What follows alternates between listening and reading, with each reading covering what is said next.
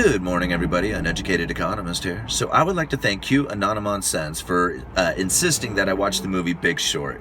You are right, sir. The Big Short was definitely a movie that everybody should see. And if you've seen the movie Big Short, watch it again. And if you haven't seen it, I will leave a link down in the descriptions for... it's not the movie in entirety, but it does play all the different clips to it. So you can see the movie, but you have to, watch each individual one. I'm going to do a description of the movie, and then I'm going to talk a little bit about some experience that I had just before this movie took place, right? Just before the timing of the movie took place. So it goes something like this. And investors had figured out that there was a bubble in the housing market far before anybody else had. And they knew that at some point here in the future that interest rates were going to rise, and that variable rate interest rate loans were going to start kicking in, and that the people who had taken out these variable rate interest loans were not going to be able to make those minimum payments any longer, and that these things were going to start defaulting.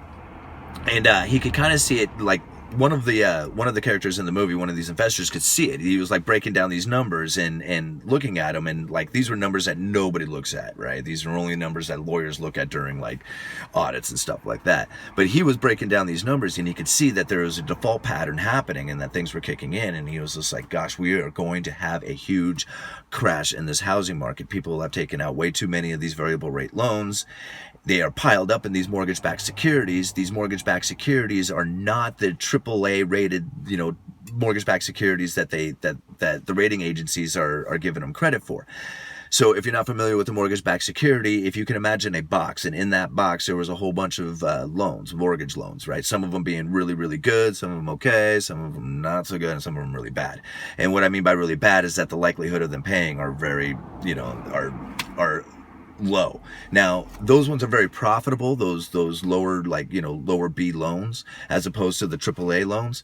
But, the default rates are a lot higher on these things.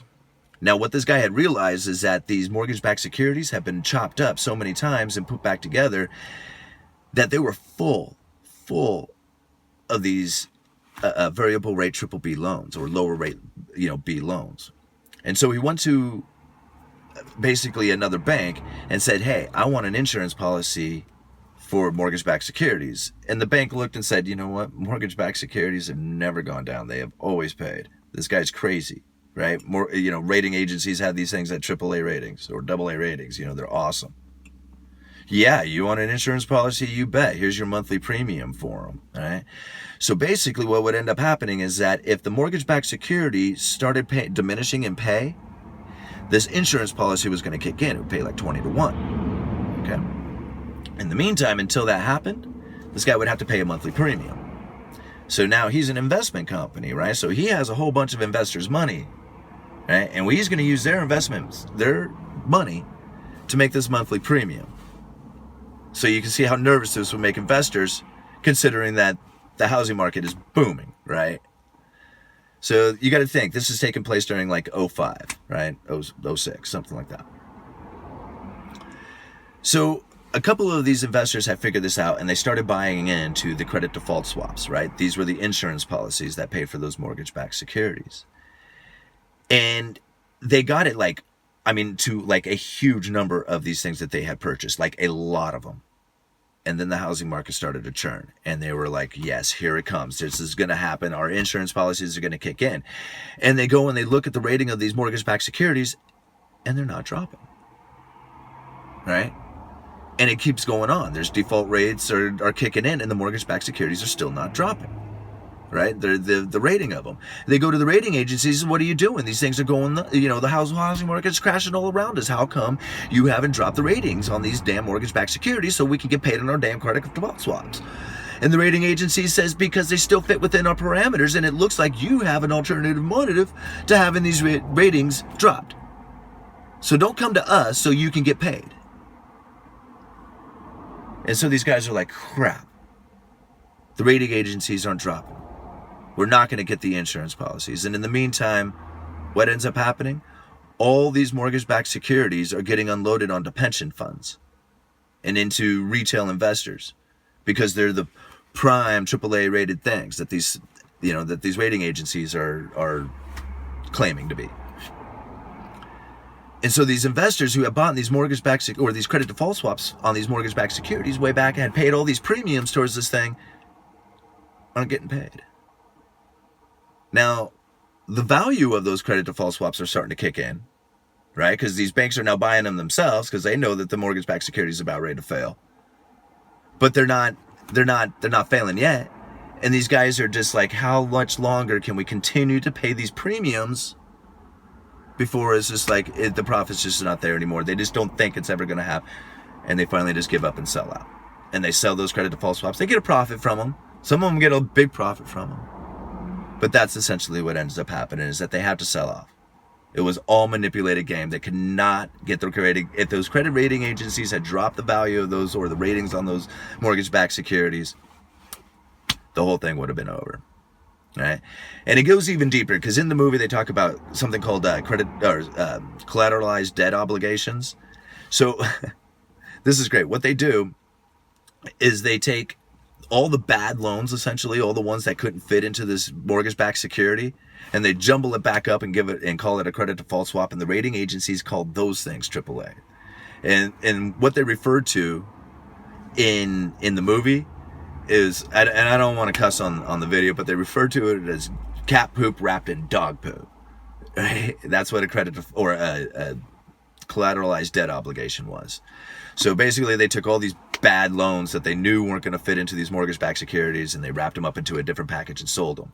And then what was even crazier is that they did more of these, collateralized debt obligations called synthetic collateralized debt obligations, that basically said if that first collateralized debt obligations fails, then this one kicks in, and that one kicks in. You see, and then it just builds bigger and bigger. So anyway, great movie. Wonderful. I don't want to tell you too much more about it. It goes very deep, very entertaining. It takes a little bit. Like I liked it how it was broken down into little segments, because it gave me a chance to kind of think about what had just happened, and then I kicked it in. So I kind of watched it over the course of last night. But yeah, wonderful movie. Highly recommended. Now, before that timing of that movie, and I would say it was probably like 2002, 2003. I was working for a little tile company, and the owner of that tile company had come to me, and she says, "Hey, there's a big motivational seminar happening up in Portland, and anybody who wants to can go up to this thing with me. Do you want to go?" And I'm like, "Well, yeah, stay here and work or go up to a motivational seminar. Let's go do that, right?" So we go up to this motivational seminar, and it was really good because there was a lot of famous speakers up there. Like Rudy Giuliani was there, Joe Montana was there, Zig Ziglar was there. He's a famous motivational speaker. So there was a lot of famous people at this thing. There was I think there was a total of 12 speakers, if I remember right.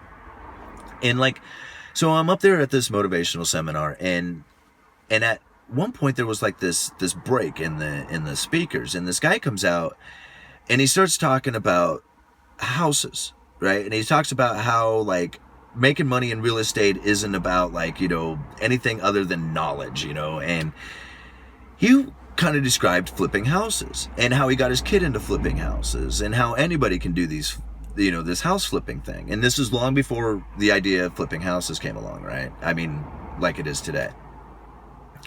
And so he so he offered this super meeting that you could go buy, and you go down and get this kit, this super meeting kit, and then later, I think it was the next week, you go to that meeting.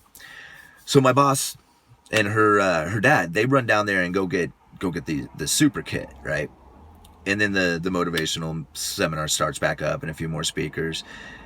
And then a little bit later, another one of these little breaks happen, and a guy comes out and he starts talking about the stock market and how to day trade, essentially, right? And it was long before the idea of well, I guess it wasn't long before the idea of day trading, because day trading had taken place during the .com boom. But this was how to day trade in a proper sense or something like that. I don't know how to quite explain it, but anyway, I wasn't at the meeting. But anyway, my boss runs down there and gets one of these kits and brings it back. Right? And so couple weeks go by, and she comes back from these super meetings that she had gone to, and she was like, oh my gosh, you wouldn't believe it, like they were talking about like taking out all this debt and pulling like, you know, or available credit, and taking out like house loans and being able to flip a house inside of just a couple of months, you know. And she was just like kind of just describing like flipping houses like an everyday thing today, but back then it wasn't quite that same idea. And this was like kind of like a, I don't know, like a lesson on how to do that, right? And then her dad said the same thing about that day trading thing. Like, you know, it was basically how to sit at your computer and read stocks and learn how to day trade. So anyway, you got to think this was like 03, right? So come 07, we have this huge boom, right? And that motivational seminar wasn't just in Portland. From what I understand, it had traveled all over the place, right? So I think about how many people got in and showed their friends how to do all this, right? Because we had this huge boom in flipping houses, and we had a huge boom in the stock market at the same time. And I think it was just very odd that that seminar had gone traveling around the country pushing those two things far before the boom. Okay. Then you think about those credit default swaps. See, somebody did eventually get paid. That's why AIG went out of business, right? They were the ones who issued a ton of these credit default swaps. So everything is manipulated, and a lot of people are players and may not even know it, right? They may not even know they're being played. Yeah. So anyway, that was kind of my experience before that movie, before the timing of that movie had taken place, you know. And I thought that was really interesting, and I thought it might be a little nice added piece to it too. So anyway, yeah, you guys let me know what you think. Like I said, I'm going to put a link down in the description for you guys. So go down and check the movie out. Really good. I might watch it again here in probably a couple of weeks so I can get a good grasp of the movie again and really understand it. But yeah, really good stuff.